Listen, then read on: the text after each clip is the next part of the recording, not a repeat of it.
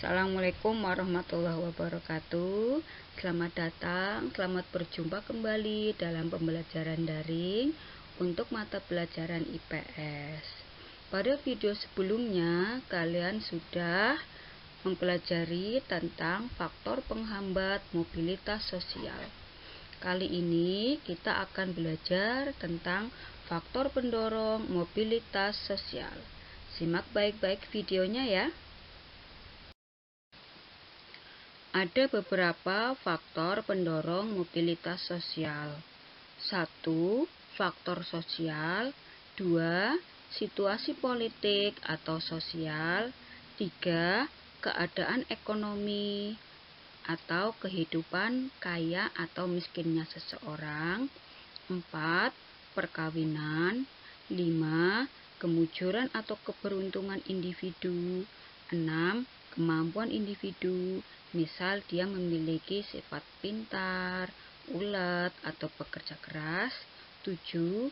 Kemudahan dalam akses pendidikan.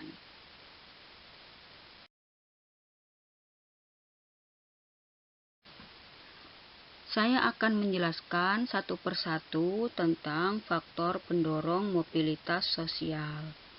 Di sini saya menyajikan beberapa gambar yang dapat menjadi ilustrasi tentang faktor pendorong mobilitas sosial. Untuk kedua gambar yang saya sajikan ini saling berhubungan ya. Faktor pendorong mobilitas sosial yang pertama yaitu faktor sosial.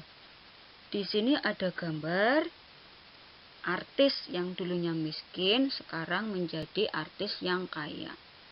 Yang dimaksud dengan faktor sosial adalah sifat dasar manusia yang merasa ingin berubah dari kondisi sebelumnya atau kondisi saat ini ketika dia merasa kondisi tersebut tidak baik atau kurang ya, ada yang kurang dalam hidupnya.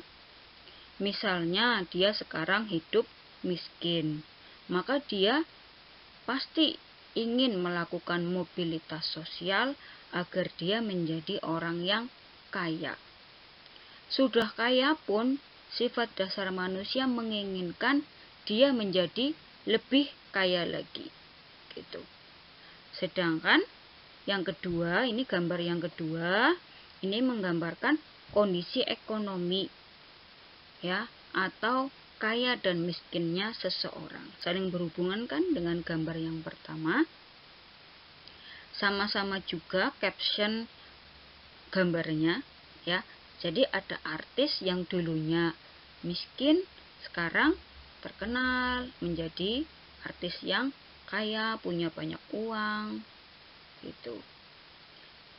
Yang namanya kemiskinan itu bisa menjadi faktor pendorong seseorang untuk melakukan mobilitas sosial. Karena itu tadi, yang namanya orang miskin itu bukan kondisi yang menguntungkan. Orang miskin itu hidupnya tidak enak, serba pas-pasan, buat makan saja kurang ya, apalagi buat biaya sekolah ya. Tinggalnya di gubuk panas ya gitu. Jadi mereka menginginkan berubah, ingin mempunyai uang yang banyak, menjadi orang yang kaya, sehingga hidup mereka lebih nyaman, lebih baik lagi daripada kondisi yang dulunya miskin.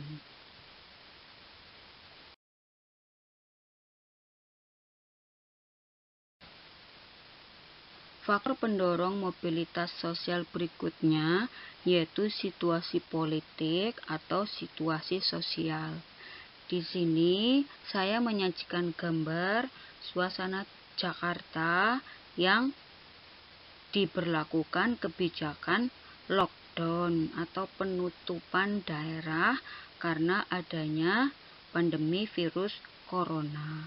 Mungkin di daerah-daerah yang lain atau bahkan di tempat kalian juga beberapa waktu yang lalu pernah diterapkan kebijakan lockdown. lockdown, meskipun hanya bersifat sementara saja.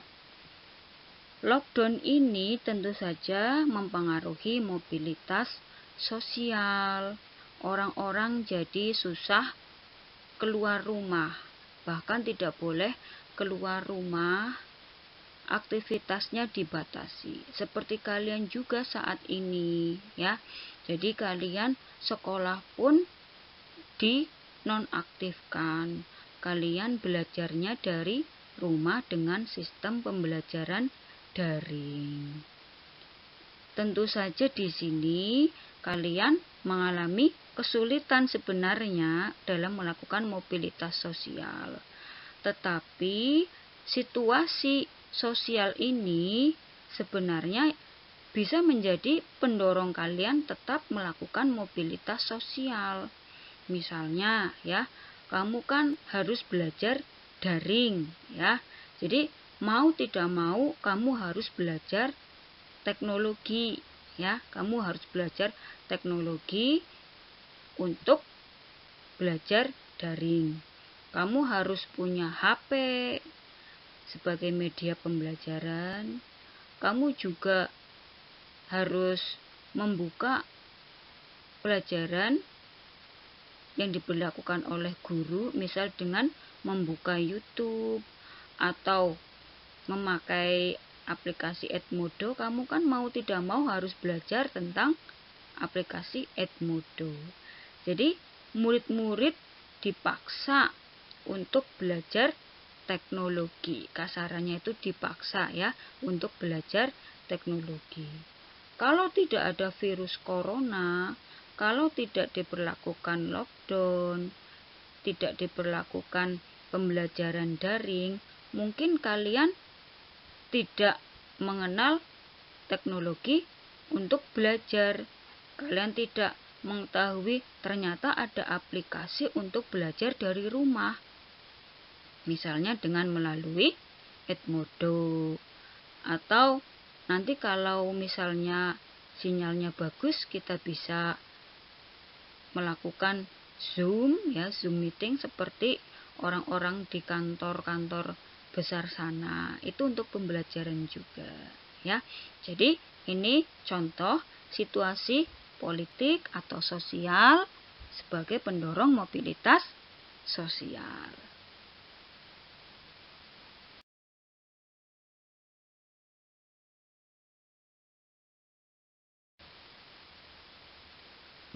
Faktor pendorong mobilitas sosial berikutnya yaitu keberuntungan atau kemujuran dan kemampuan individu.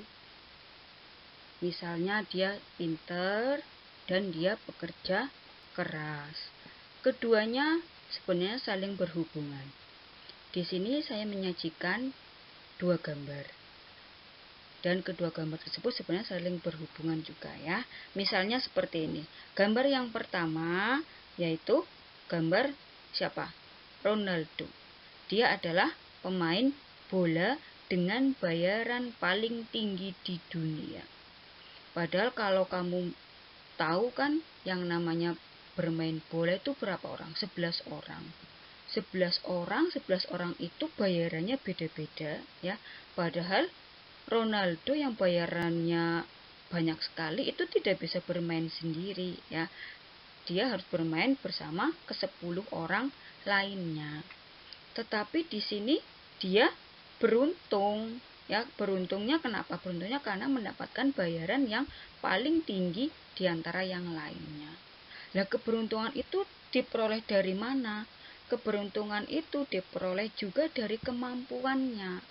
Dia beruntung bayarannya tinggi karena dia dinilai mampu atau handal dalam bermain bola gitu ya. Jadi yang namanya kemampuan individu itu juga sangat penting. Misalnya ya, kamu pintar, kamu sebenarnya pintar, tetapi kamu tidak mau misal belajar, mentang-mentang sudah pintar tidak mau belajar, tidak mau bekerja keras. Ketika ada ulangan tidak mau belajar, ada PR males ya, menyepelekan PR. Ya, itu namanya kamu tidak bekerja keras atau tidak rajin atau tidak ulet. Ya, bagaimana kamu akan menjadi orang yang beruntung, misal nanti mendapatkan pekerjaan yang bagus kalau kamu tidak mau bekerja keras. Gitu. Paham ya?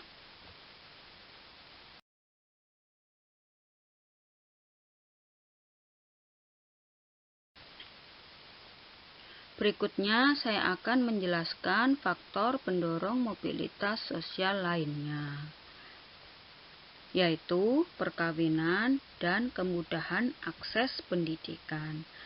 Saya jelaskan dulu yang kemudahan akses pendidikan. Ya, jika kamu berada di wilayah perkotaan atau di desa sekalipun, tetapi dalam transportasinya itu mudah, ya, dekat dengan sekolah, baik tingkat SD, SMP, SMA, bahkan perguruan tinggi pun mudah kamu jangkau, itu namanya mudah dalam mengakses pendidikan. Begitu pula jika orang tua kamu mempunyai biaya yang cukup untuk melanjutkan ke jenjang yang lebih tinggi untuk sekolah, itu namanya juga mudah dalam akses pendidikan. Kemudahan-kemudahan tersebut mempengaruhi atau mendorong kamu dalam melakukan mobilitas sosial. Seperti yang kamu ketahui, bahwasannya banyak sekali pekerjaan yang membutuhkan ijazah dengan pendidikan yang tinggi. Misalnya guru, pegawai bank, terus ada dokter, ada perawat, dan masih banyak yang lainnya. Ya, bagaimana mungkin kamu memperoleh pekerjaan itu kalau kamu tidak sekolah? Kemudahan-kemudahan yang kamu peroleh itu harus kamu manfaatkan.